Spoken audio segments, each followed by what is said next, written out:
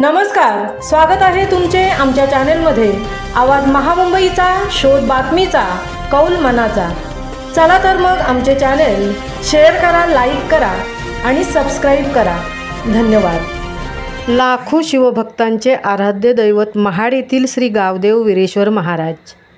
सांस्कृतिक वारसा लाभलेल्या व क्रांतिकारक घटनांचा इतिहास सर्वदूर पसरलेल्या शहराचे ग्रामदैवत देखील तेवढेच जागरूक।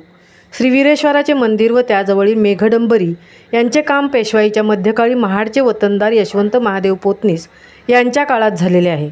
या बांधकामासाठी लागणारा दगड मंदिरासमोरील जागेतून काढला असून या ठिकाणी तळ्याचे काम करण्यात आले आहे। कर्नाटक प्रांतातील पाथरवटांनी आपली सारी कला जीव ओतून केलेली आजही आपणास या मूर्तीच्या निर्मितीकारांची कथा सांगतायत।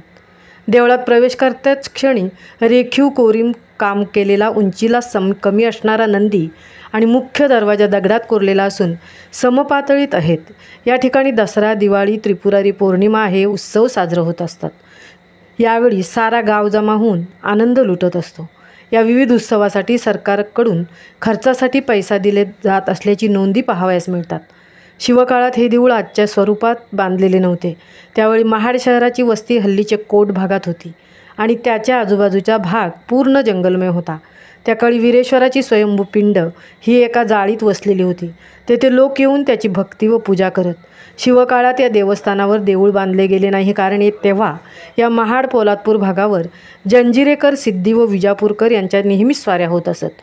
त्यामुळे देऊळ बांधले तर देवळात हानी पोचेल या समजुतीने देवळाची रचना झाली नसावी। आज पहिल्या श्रावणी सोमवार निमित्ताने शिवभक्त मोठ्या संख्येने सकाळपासून दर्शनासाठी येत आहेत। आवाज महामुंबईचा चॅनेलसाठी मिलिंद खारपाटीलसह तृप्ती भोईर, महाड।